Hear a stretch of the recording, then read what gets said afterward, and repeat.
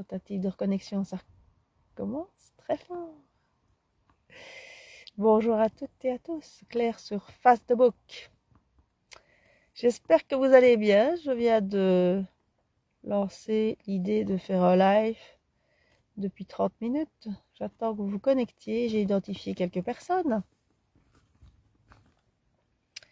Et oui, je suis sur ma lancée, les amis.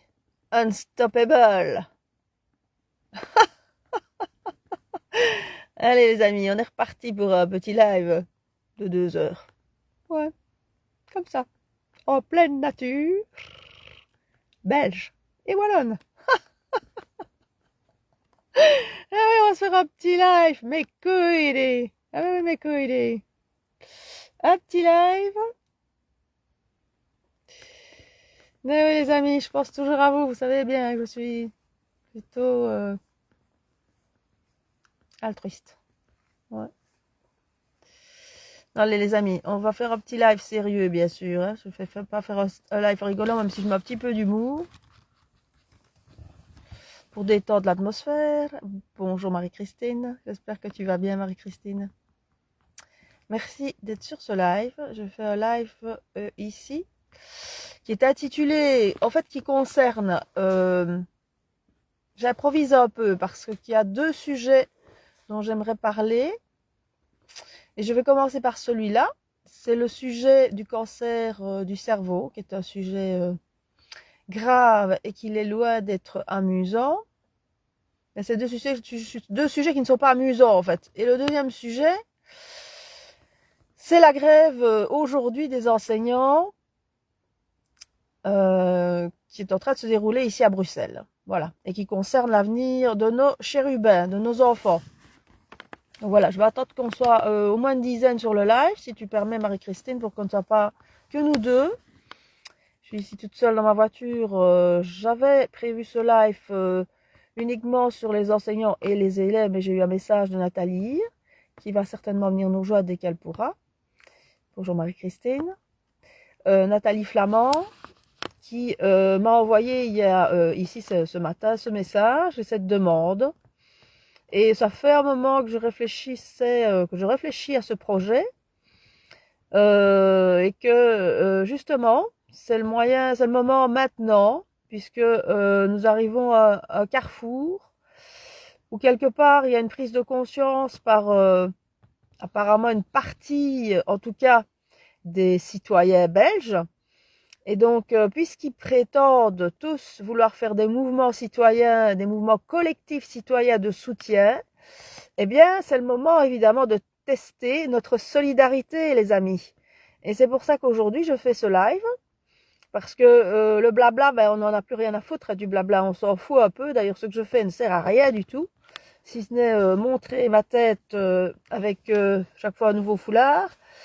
Toujours en rapport évidemment avec mes couilles et quelque part de mettre un peu une touche d'humour, mais bon, voilà, il y a des choses évidemment bien graves qui se passent, c'est bien importante et qu'il faut relever. Donc voilà, j'attends que quelques personnes se connectent. Je ne sais pas si les personnes que j'ai identifiées sont disponibles pour l'instant, mais en tout cas, je vais attendre encore quelques minutes avant de dire les deux trois choses que j'ai à dire. Voilà. Je vais attendre qu'on soit un peu plus nombreux. Difficile de se taire quand on a finalement une conscience et une certaine personnalité, parce que bon, on assiste évidemment à toujours la médiocrité d'une société qui ne veut pas quelque part reconnaître, je vais dire une société, c'est-à-dire une population, quelle qu'elle soit, dans n'importe quel pays à mon avis, hein, qui ne veut pas reconnaître sa participation dans l'échiquier et qui croit toujours que tout se passe sans votre consentement et sans votre participation. Donc, comme je l'ai dit dans mon live de jeudi, c'est bien de se plaindre, mais si vous voulez que ça change, il faut participer. Ah ouais, ah ouais, c'est comme ça que ça se passe, ça dit. Si tu n'agis pas, il se passe rien. Et on est à la situation de statu quo, c'est-à-dire statu quo, il se passe rien. Alors ça sert à rien de râler puisque tu fais rien pour que ça change. Tu comprends? Ça c'est simple en fait. Hein. C'est QFD, ce qu'il fallait démontrer. Voilà, donc j'attends encore un petit peu. Célèbre et légendaire émission de l'RTBF d'ailleurs, qui a repris... c'est moi qui mettais ça sur mes publications CQFD quelque part. Ce qu'il fallait démontrer. C'est ce qu'on met à la fin de chaque démonstration mathématique. C'est très simple en fait. Hypothèse, thèse, démonstration. Ce qu'il fallait démontrer. Passionnant les maths. Passionnant les maths. Eh bien voilà les amis. Donc j'attends. On n'est pas très nombreux. Mais c'est pas grave. Je vais déjà commencer le live, Marie-Christine. Parce que bon, je l'improvise évidemment. Je viens ici de récupérer mon fils plus tôt que prévu, évidemment, puisqu'il y a grève des profs cet après-midi, et c'était pas prévu comme ça, de nouveau. Donc, moi, j'étais pas au courant. J'ai pas regardé les informations ces derniers temps. Donc, j'ai mon fils qui me téléphone. Maman, on a fini à 12h55. Les profs sont en grève. Et apparemment, ça va durer un petit moment. Je vais commencer par le cas de Nathalie. Donc, il y a quelques jours d'ici, j'ai fait un petit réel où j'ai proposé, et personne n'a réagi comme d'habitude, hein, vous ne réagissez pas, mais ça c'est au détail de l'histoire, on a l'habitude. J'ai proposé de faire, d'organiser une journée de sport, bonjour Bernadette, une journée, merci de nous rejoindre, une journée de sport ici dans la région qui se déroulerait fin juin, pour être sûr qu'on ait un climat quand même plus agréable que ce qu'on connaît aujourd'hui. Alors qui s'oriente entre jogging, du VTT et éventuellement du kayak. Donc c'est possible de faire ou une des activités sportives ou les trois. Voilà. Donc ça, c'est quelque chose que j'aimerais organiser. Évidemment que j'ai besoin d'un peu de personnes pour m'aider à organiser ça, parce que si vous venez nombreux, c'est toujours bien d'organiser ça à plusieurs, c'est toujours plus amusant aussi. J'ai besoin de votre participation et donc de votre consentement.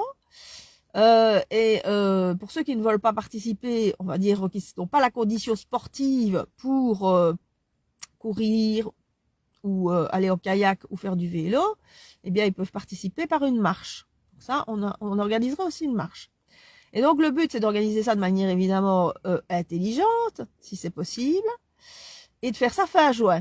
Et se mobiliser, pourquoi? Parce que j'entends que vous voulez faire non seulement un collectif citoyen, donc qui demande normalement une certaine solidarité, une certaine cohérence avec des personnes qui se réunissent de différents secteurs, de différents horizons, qui ont eu un parcours différent. Et je veux joindre principalement Nathalie Flamand, qui aujourd'hui est atteinte depuis plusieurs années d'un cancer du cerveau, de glioblastome en fait. Je ne vais pas rentrer dans les explications concernant ce domaine médical parce que là je l'improvise et que c'est essentiellement elle qui pourrait parler de sa situation, de ce qu'elle vit avec sa maladie depuis maintenant plusieurs années. Et il y a là comme particularité, Nathalie Flamand, de se battre évidemment seule, livrée à elle-même dans ce combat très difficile. Et elle a refusé la médecine classique. Donc, elle veut, pas qu'elle est contre la médecine classique, mais bon, comme elle refuse la chimiothérapie, elle a demandé plutôt des traitements naturels. Donc, elle suit notamment un traitement médecine chinoise et elle n'a pas de chimio. Et donc ici, je suis dans un groupe, elle m'a invité dans un groupe qui s'appelle les Warriors, dans lequel nous publions tous, avec des personnes qui sont malades. Et avec, il y a d'autres groupes dont elle m'a parlé ici, elle vient de m'envoyer aussi une petite vidéo sur Messenger où elle m'explique qu'il y a différents groupes, en plus de celui-là, hein, qui aident les enfants qui sont atteints de cette maladie. Et malheureusement, aujourd'hui, il n'y a pas beaucoup d'associations. Bon, il y a l'association que vous connaissez, qui est sur RTL TVI. On entend les enfants qui sont atteints de cancer, hein, le fameux Télévie. Mais c'est vrai qu'elle me dit, principalement, toutes ces associations sont en France ou ailleurs. Donc, les parents n'ont pas beaucoup de soutien. Et les enfants qui sont, ou les adultes qui sont atteints de cette maladie, donc du glioblastome, donc c'est-à-dire un cancer du cerveau, n'ont pas de soutien. Et en fait, à partir du moment où on fait cet événement sportif qui serait pour moi une réunion des citoyens, pas une réunion politique, une réunion citoyenne de soutien et de solidarité. On pourrait envisager non seulement un soutien médiatique, et là c'est pour ça que j'ai identifié Anne Lallemand. Je n'ai pas identifié Joshua parce que je ne l'ai pas, apparemment j'arrive pas à l'identifier sur mes publications. C'est pas grave, hein, je vais contacter Joshua du groupe Vécu. Et peut-être d'autres médias alternatifs qui pourraient peut-être se joindre à cette idée. Et donc, ainsi que des médecins, peut-être, qui seraient quand même interpellés par le fait que ici, il y a des patients, comme Nathalie, qui ont décidé de ne pas suivre le traitement classique, bien qu'elle a des infirmières, elle a des personnes qui la suivent de près concernant l'évolution de la maladie, et qu'elle elle est rentrée également dans ces traitements parallèles. Donc, et ici, bon, le seul problème, c'est qu'à partir du moment où ce sont des traitements parallèles, eh bien, ils ne sont pas couverts par la mutuelle. Ils ne sont pas couverts par la mutuelle. Ici, j'ai vu, elle fait des régimes spéciaux au niveau alimentaire pour justement rétablir l'équilibre au niveau de son corps. Et donc, tout ça, ben, ça, évidemment, à partir du moment où vous voulez manger de toute façon sainement et ne plus manger, évidemment, encrasser votre organisme, ça aussi, ça coûte assez bien d'argent. Je suppose que vous en êtes rendu compte. Hein. On peut faire beaucoup de blabla sur le sujet, mais en général, quand il faut passer de la théorie à l'acte, c'est-à-dire s'alimenter de manière saine, eh bien, ça demande un investissement financier et ça demande un investissement de temps. Par exemple, même avoir des poules dans un jardin et avoir des œufs frais tous les matins, moi, on sait, ça coûte de l'argent, ça coûte du temps. Il faut s'en occuper, il faut les sortir. Et donc tout ça, ça n'a l'air de rien. C'est toujours yaka, ben non, il y a pas yaka. Yaka, ça n'existe pas. Il faut un soutien moral, il faut un soutien financier évidemment, une organisation. Et je pense que ces personnes aujourd'hui, moi je les suis depuis déjà maintenant 3-4 mois, je pense que je suis dans ce groupe. Et je sais, dès que de toute façon on est malade, quelle que soit la maladie, on est livré à soi-même et à personne pour vraiment accompagner une personne qui est malade, si ce n'est en général les personnes directes de la famille, c'est-à-dire les enfants quand ce sont les parents ou le contraire. Et c'est un moment très très difficile à passer pour tout le monde. Voilà. Donc c'est pour ça que je vous demande aujourd'hui, bonjour Ingrid, bonjour Nathalie, voilà Nathalie sur le live, merci Nathalie. Si tu es en état Nathalie, tu te sens prête à parler, parce que je sais que parfois tu as des difficultés pour parler. Si tu veux monter sur le live, expliquer par toi-même 2-3 choses en 3 phrases, tu peux. Il suffit d'appuyer sur le petit bonhomme. Et là, je sais t'accepter. Sinon, on ne le fait pas aujourd'hui et on refera un autre live. Tu me le mets peut-être en commentaire. On peut à ce moment-là faire un autre live, un autre jour, plutôt peut-être le fin de matinée ou quelque chose comme ça, quand les horaires te le permettent. Voilà. Merci Nathalie. Voilà. Donc voilà, je demande une mobilisation. Je vous demande une mobilisation de partager cette vidéo parce que on va le faire, hein, les amis. Moi, je vais le faire. Alors, je vais vous dire tout de suite, hein, tous ceux qui ne veulent pas m'accompagner, qui ne veulent pas nous accompagner avec Nathalie, moi, je vais aller courir. J'irai courir pour Nathalie. Et si je dois courir toute seule, louer un kayak toute seule et prendre mon VTT toute seule, je ferai ça toute seule. Voilà, hein, Nathalie. Pendant que Nathalie me regardera ou me suivra par son GSM ou viendra peut-être même sur place pour m'encourager dans mon déplacement. Mais enfin, on n'y est pas encore. Moi, je m'entraîne tous les jours. Enfin, tous les jours. Je ne vais pas dire tous les jours, je m'entraîne. Je suis quand même une sportive, je vous l'avoue. Je suis un peu une acharnée du sport et j'aime bien aller courir 3-4 fois par semaine. D'où cette idée, voilà, de faire ça. Mais voilà, c'est pas la question. L'entraînement, c'est pour tous ceux qui vont pouvoir participer à ça. Et donc, c'est en fonction de la condition mentale et physique de chacun. Celui qui ne veut pas, évidemment, se mettre par terre, on fera pas des parcours trop longs. Eh bien, il peut marcher, ou alors il peut rester simplement à regarder sur son GSM, ou il peut boire un verre en attendant que la course soit passée. Ça, je vous fais confiance, ça les Wallons. Je vous fais confiance. Je sais que vous savez apporter assez facilement de quoi boire. Avec quelques gougouilles, hein, vous voyez ce que je veux dire. Donc voilà, je vous fais confiance. Je sais qu'il y en a qui sont venus à la marche blabla il y a 4 ans d'ici. On a fait une marche blabla, on était à peu près une quinzaine pour la marche blabla ici dans les bois tout près de la Charmille à Teux. On s'était bien amusé, tout le monde avait pris son petit pique-nique. Donc ça ne demande pas des frais énormes. Pour ceux qui sont sportifs, ben, ça demande évidemment d'être une tenue sportive. Et si on se décide qu'on fait du VTT, ben, il faut prendre son vélo avec évidemment et son maillot pour aller dans le kayak ou son Bermuda, quoi. Voilà, son Bermuda. Et un petit pique-nique, voilà, si vous voulez, pour vous ravitailler. Voilà. Mais ça, on va en reparler.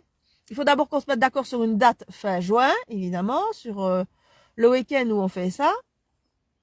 Et évidemment sur la manière dont on organise ça et relayer ça avec, si possible, des médias alternatifs, puisque je pense pas que les médias mainstream vont s'intéresser à la chose, à moins qu'on ne sait jamais, hein.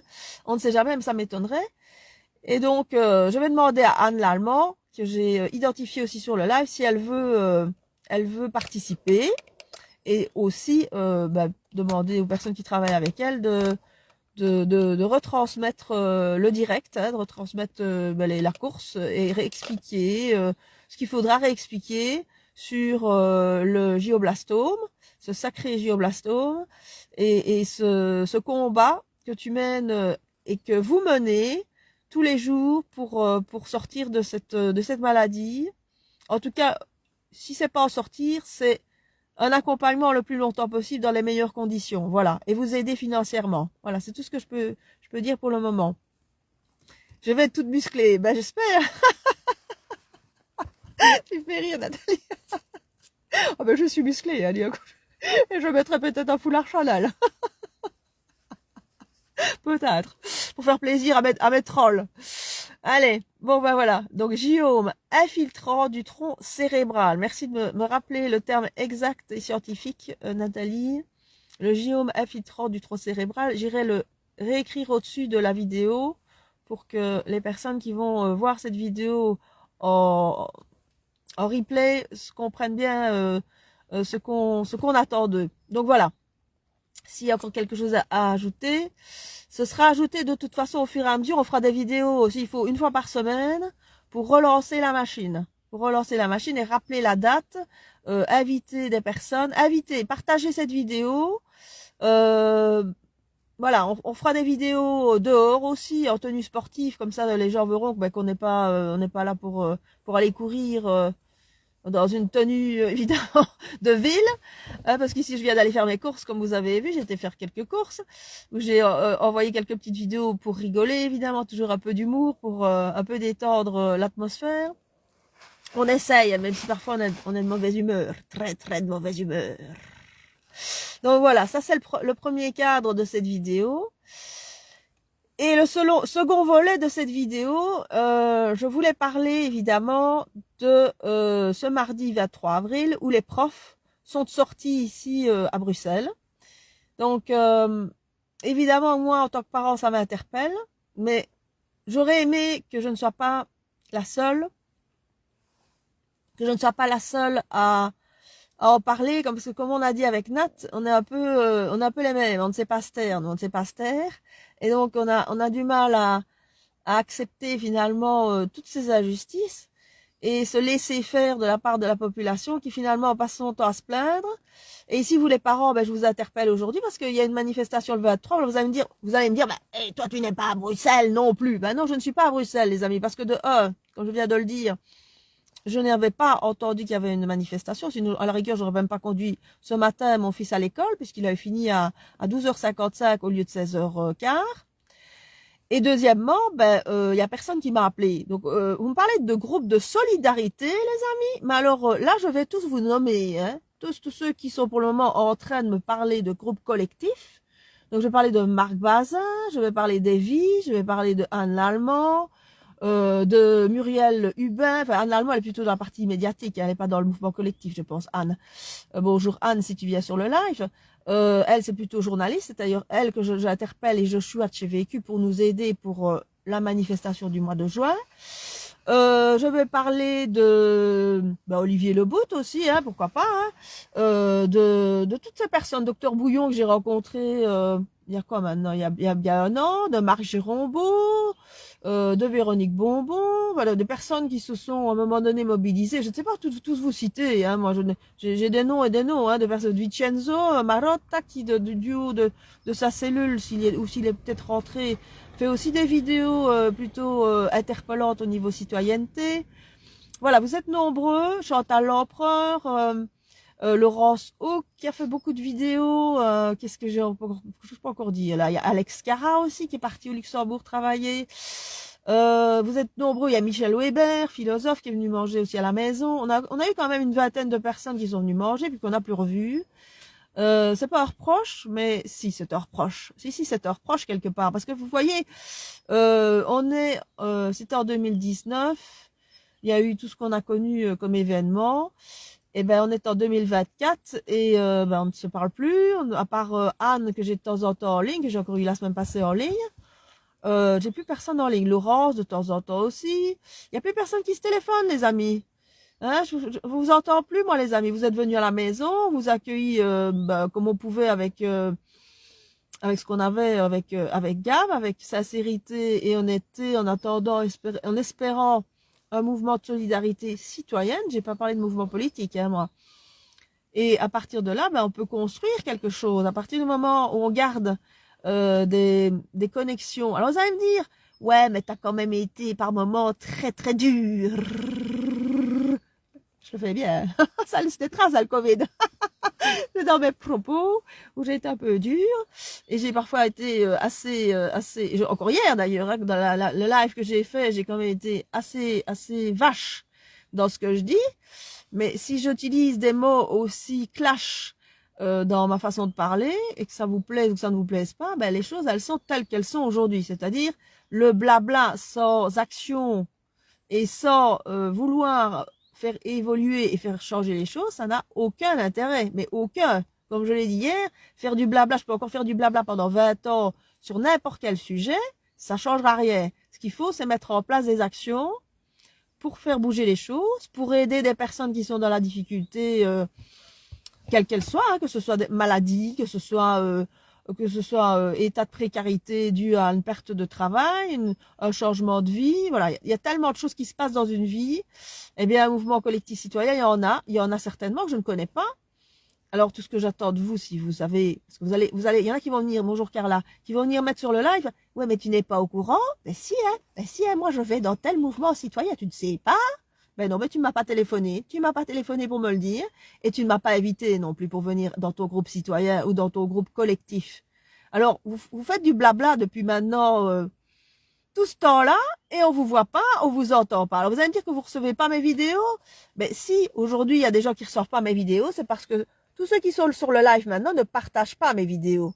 Alors vous avez peur, mais il faut pas avoir peur, il faut aller de l'avant. Et de toute façon, hein, tout ce qu'on peut faire, c'est peut-être aller, on va peut-être aller en prison, hein, peut-être parce qu'on parle et qu'on dit, on dit rien de méchant là pour le moment. Je crois que je vous dis rien de méchant. Je crois que je vais pas vous manger. À mon avis, c'est pas possible d'ailleurs.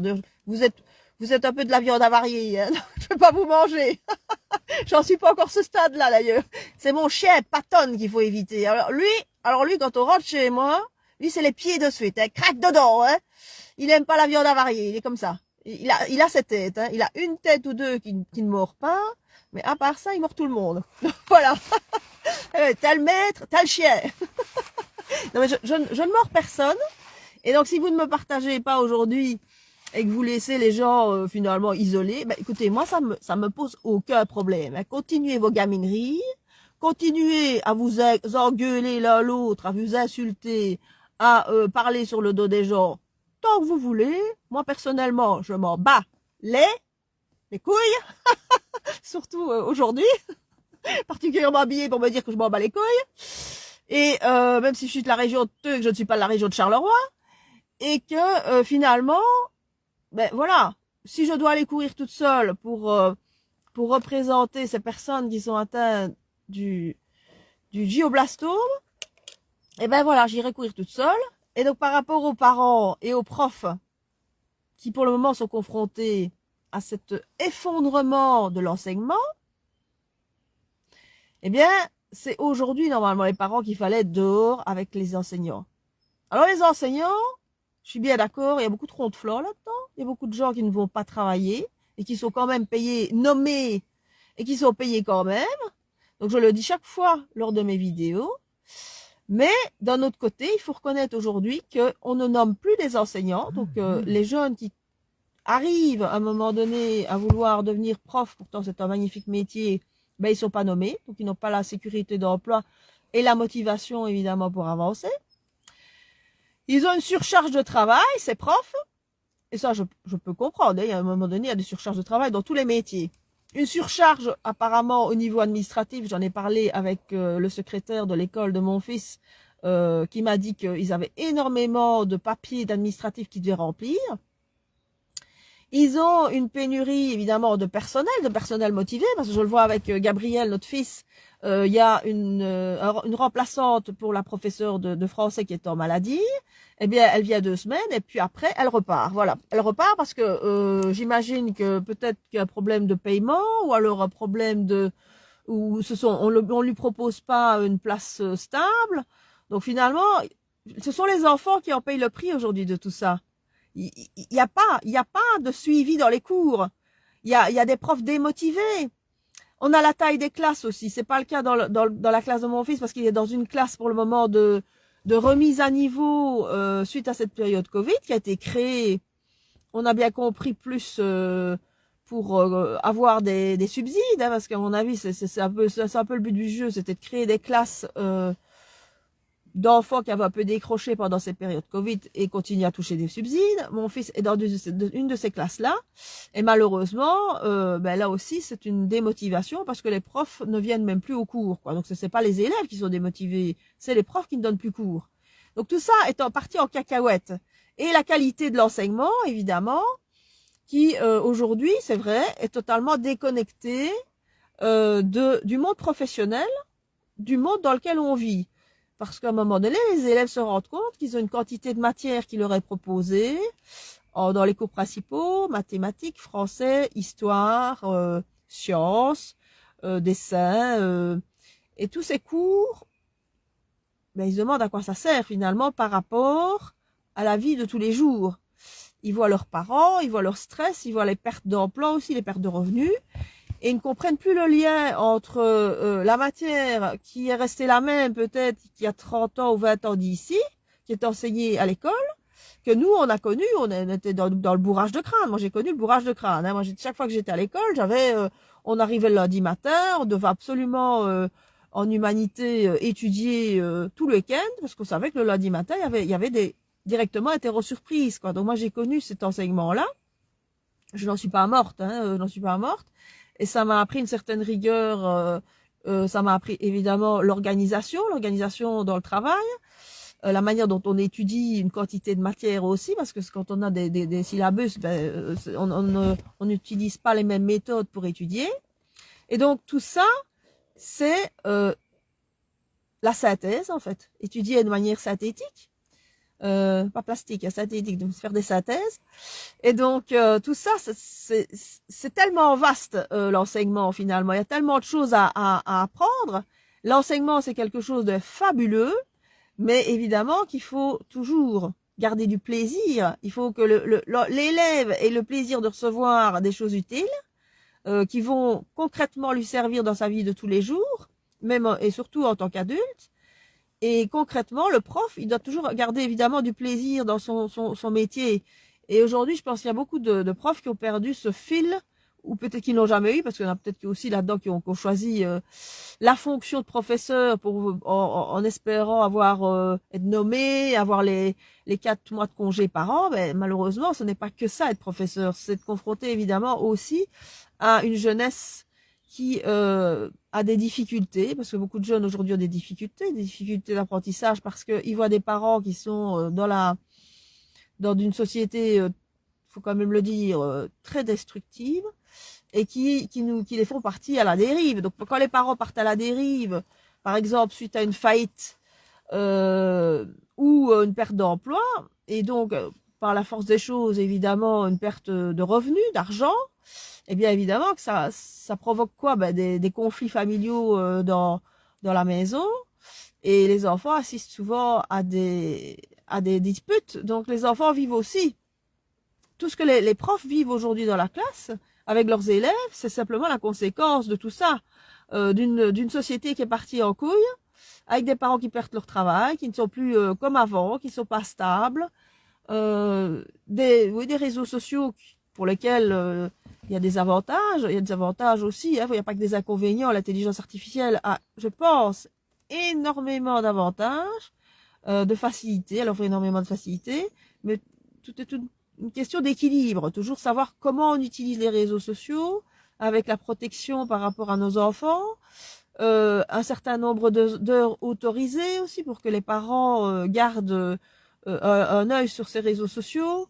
Dans les écoles, je suis désolée, mais pour moi, les GSM ne devraient pas être dans les ne peut pas, pendant le cours en tout cas, on ne peut pas utiliser le GSM, sauf si le prof donne cours avec un ordinateur, ce qui devrait être le cas. Moi, je l'ai connu à l'école d'infirmière, on avait les cours sur ordinateur, et ça permet à ce moment-là une proactivité de l'élève, c'est beaucoup plus agréable d'avoir des cours sur ordinateur que d'avoir des cours sur du papier, sans compter que je vois que les élèves continuent à aller au cours avec des classeurs bien lourds, avec des feuilles qui s'envolent, là, qui servent à rien, alors qu'il y a une partie qui soit mise sur du papier, c'est normal. On peut pas mettre tout sur PC, mais voilà, on est en 2024, on nous parle d'ordinateur, on nous parle d'intelligence artificielle, et ici, moi j'ai un fils, par exemple, où son ordinateur est à la maison 24 heures sur 24. Il ne le prend même pas pour aller à l'école. Alors, peut-être qu'il va l'utiliser dans les années qui viennent, mais pourquoi n'y a-t-il pas, de la part des professeurs, alors vous les professeurs, vous avez peur qu'on vous remplace par l'intelligence artificielle, ben faites en sorte que l'intelligence artificielle devienne un complément, un outil de bienveillance, un outil d'apprentissage dans cette espèce d'évolution technologique et d'évolution du monde dans laquelle on est. Évidemment qu'il y aura toujours besoin de ce rapport humain entre le prof et l'élève. Moi, je n'ai jamais dit qu'il fallait remplacer les profs dans les écoles. Justement pas. Nous, on a eu la chance d'avoir des professeurs qui avaient encore la conscience professionnelle, la conscience d'être quand même, de donner un passage, un moyen d'apprendre. Alors, on peut apprendre par soi-même, on peut être autodidacte sur un ordinateur. J'ai pas dit le contraire. Je l'ai vécu un petit peu avec mon fils quand je l'ai mis pendant 3-4 mois sur des cours sur ordinateur. Mais j'ai quand même constaté une chose, c'est que pour l'élève, comme pour les parents, c'est pas facile de s'autogérer, de s'imposer 2 heures d'études, par exemple, et d'exercices de maths ou de français ou d'histoire ou de sciences sur un ordinateur. D'un autre côté, avec un ordinateur, par exemple, vous avez vu votre matière pendant 1 heure, et bien après, il y a directement un test qui est proposé, et ça va très vite, c'est un QCM, pour voir si l'élève a retenu quelque chose de l'information qui lui avait été transmise par l'intelligence artificielle. Donc d'un autre côté, c'est très interactif, il y a une interactivité, et donc l'élève aussi évite d'être dans l'ennui, il n'y a pas de camarades autour de lui nécessairement, mais ce n'est pas nécessairement, pour moi, c'est complémentaire, voilà, il doit avoir les deux. Et je dirais même que l'enseignement aujourd'hui, si vous deviez me demander mon avis, je vous le donne quand même, même si vous ne me le demandez pas, il y a des universités dans des pays nordiques qui maintenant donnent cours théoriques uniquement le matin. Donc c'est des cours théoriques qui sont à mon avis donnés dans les pays nordiques. Je n'étonnerais que ce soit uniquement sur papier, aussi par intelligence artificielle et par ordinateur, avec l'assistanat de professeurs. Et l'après-midi, on passe à des cours pratiques. Pour moi, c'est la seule solution. Pour apprendre une matière, il faut de la pratique. On n'apprend pas de la théorie, en fait. On apprend quelque chose qu'on met en pratique. Si c'est des maths, je prends l'exemple de l'agriculture, ben, un jeune a besoin de maths pour calculer les quantités qu'il va commander mensuellement pour sa ferme de produits, quels qu'ils soient. Voilà, la quantité de lait qu'il produit, etc., pour calculer ses prix. Tout ça, eh bien, voilà, tout ça, c'est utile, évidemment. C'est utile, mais ça doit être appliqué dans la réalité. Et à partir du moment où on n'apprend que des tables de calcul, on offre à l'enfant des textes complètement des textes de français qui n'ont rien à voir avec l'agronomie, par exemple, où mon fils est des textes de littérature, par exemple. J'aime beaucoup la littérature, mais peut-être que les textes de littérature classique, aujourd'hui, n'ont pas lieu d'être dans certaines écoles. D'ailleurs, c'est pas le cas ici, mais enfin, voilà, tout ça doit être adapté en fonction du secteur. Il y a tellement de choses à dire, il y a tellement de choses à changer dans l'enseignement aujourd'hui, tellement de choses à faire dans la qualité de l'enseignement et dans la manière de transmettre les informations. J'en ai parlé un petit peu dans le live d'hier. Ben oui, les informations, pour qu'à un moment donné on retienne quelque chose, il faut trier les informations, il faut sélectionner les informations importantes qui doivent être prioritaires par rapport à une quantité, une multitude d'informations qui ne servent strictement à rien et qui vont être utiles à la jeunesse de demain. Et la jeunesse de demain, ben, elle a tellement de choses à faire. Elle a tellement de choses à faire au niveau déjà de la protection de l'environnement pour reprendre en main cette nature, cette magnifique nature qui est autour de nous. Hein, alors, en effet, ben, donner des cours de biologie, ben, j'en ai eu, moi, des cours de biologie. J'étais en 6 heures de biologie par semaine, avec cours de laboratoire. C'était passionnant. Eh bien, ce que j'ai aimé dans ce cours de biologie, c'était, on avait les 2-3 heures de cours, et puis après, on allait 3 heures se balader près de Aspa d'ailleurs, près de la maison des jeunes, la maison de l'internat des jeunes, et on allait faire des prélèvements d'eau, et puis après on rentrait en classe et on discutait avec la professeure de ce qu'on avait récolté ou cueilli, hein, parce que parfois on prenait la peine de cueillir des champignons ou des feuilles, etc. Et on en parlait, on étudiait ça. Ce jour, on étudiait en classe ce qu'on avait compris déjà un petit peu sur place. Voilà. Eh bien, ça, c'est les cours. Ça, c'est des vrais cours. C'est la pratique. C'est la pratique. Et ma foi, je pense que maintenant, ben, le lien, il doit être fait entre tout d'ailleurs. Il doit être fait entre tout. Et c'est ce que les jeunes attendent aujourd'hui. Ils attendent qu'on leur transmette des choses pratiques. Quand des chefs d'entreprise se plaignent d'avoir des élèves qui sont complètement à côté de leur pompe et qu'ils arrivent dans des multinationales où ils n'ont pas peut-être le sens dynamique de la pratique, eh bien, oui, ok, en effet, il faut les envoyer dès la première année, faire un petit stage en entreprise pour que l'élève se rende compte dans quel monde il va évoluer avec ce qu'on va par exemple lui demander de faire. Voilà, pour qu'il commence à se préparer au milieu de l'entreprise. Ça, c'est aussi des choses à faire. Un stage d'entreprise ne doit pas commencer en dernière année d'études. Pourquoi? Pourquoi est-ce qu'il ne doit pas commencer en dernière année d'études? Et dans certaines écoles d'infirmières, ils l'ont compris. L'école d'infirmière de Verviers, par exemple, où je suis allée également, ils commencent les stages en pratique dans les hôpitaux directement la première année. Et dès le mois de décembre, vous commencez en septembre, et en décembre, vous êtes déjà à l'hôpital en train d'être stagiaire en hôpital. Comme ça, vous avez directement le contact avec les malades et avec le milieu hospitalier, le milieu des médecins et des infirmiers.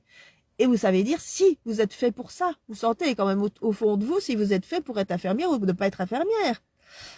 Que de laisser parfois les enfants patauger ou les jeunes patauger pendant 3-4 ans dans des études interminables et qui leur fait une tête comme ça. Et puis, c'est pas parce que vous croyez tout savoir, de toute façon, et que vous aurez emmagasiné 36 000 syllabus, que vous allez devenir un super médecin ou une superbe infirmière ou un superbe ingénieur ou un super agriculteur. Hein. Ah non, non, pas du tout.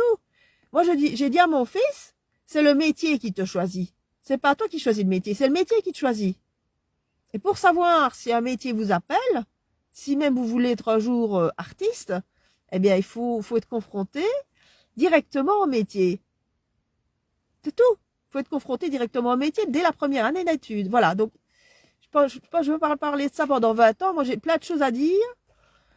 Parce que tout ça me passionne, évidemment, que l'évolution de ce monde telle qu'elle est là, où il y a beaucoup de personnes qui partent dans l'inertie et dans la non-action, ben moi, ça m'agace profondément, vous l'avez bien compris.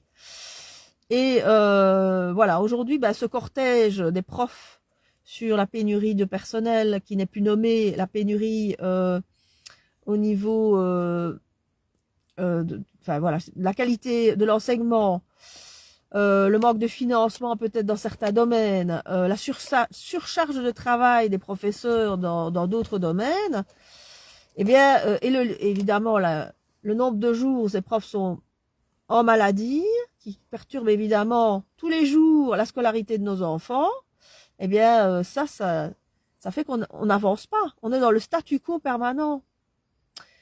Donc voilà, c'est un ras-le-bol à un moment donné, un ras-le-bol par rapport à ce statu quo, parce que voilà, je vois qu'il y a une fédération étudiant à Bruxelles qui s'est donné la peine de se joindre aux professeurs. Vous savez, sans réelle concertation, sans réel dialogue, vous pouvez continuer à mettre vos masques, hein, continuer à ignorer ceux qui parlent aujourd'hui, à laisser la censure. J'ai fait un petit live hier sur la censure qui est faite sur Facebook. On a ralenti les algorithmes, aussi bien les miens que encore pire, ceux de Gab Moret, puisqu'on lui a retiré 3000 followers d'un coup. Bien, vous pouvez faire autant de censure que vous voulez. De toute façon, si c'est pour arriver à la situation de statu quo dans laquelle on est aujourd'hui, où il n'y a plus personne qui fait quoi que ce soit, et les gens ne se parlent plus, vous n'aviez pas besoin de masque, en fait, finalement. Vous n'avez pas besoin de masque sur votre visage pour faire ce que vous faites aujourd'hui, puisque, voilà, il se passe plus rien, quoi. Et que vous attendez, je ne sais pas, vous attendez le Messie, peut-être, qui ne viendra pas. Non, le Messie ne viendra pas. Bonjour Monique. Et voilà, je vais lire un petit peu vos commentaires.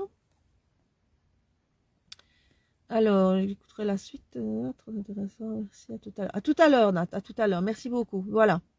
Donc, ici, je vous remercie d'être sur le live. Je vous demande de partager si c'est possible pour vous. Sans que vous ayez en prison. Hein. N'ayez pas en prison à cause du live, hein, j'espère. Je sais que vous risquez cher en partageant le live de Clara Croft. The Unstoppable. Et que vous préférez peut-être partager des publications beaucoup plus fait canon. Fait canon. Et voilà, moi je vous demande de partager parce qu'on va faire, moi je vais le faire en tout cas. Vous, je ne sais pas, vous pouvez me téléphoner, j'ai un messenger, j'ai un numéro de GSM que je vous transmettrai si vous êtes intéressé par l'événement fin juin, pour combattre donc toute cette maladie, ce cancer, ce crabe du cerveau, et les aider, puisque ce sont des personnes qui n'ont pas toujours facile, puisque tout ça n'est pas remboursé par la mutuelle. Donc il y a deux sujets dans cette vidéo. Je me suis peut-être un peu dispersée, c'est pour ça que je referai, quand j'aurai discuté avec Nathalie qui a quitté le live pour se reposer, je referai une vidéo qui ne parlera que de ça. Et ici, je faisais juste une parenthèse par rapport à cet état de fait, c'est-à-dire le futur de nos enfants, qui fait partie de l'élément principal. L'élément principal aussi de l'évolution de notre société et de cette civilisation qui est partie un peu, à mon avis, un peu trop à la déroute et qu'il faudrait reprendre en main. Voilà, et ne pas les laisser en déperdition. Voilà, merci de m'avoir suivi. Je vais regarder vos commentaires en vitesse. Et puis, ce que je vous suggère, c'est de me contacter en MP. Voilà, merci de partager. Passez une excellente après-midi. À très bientôt.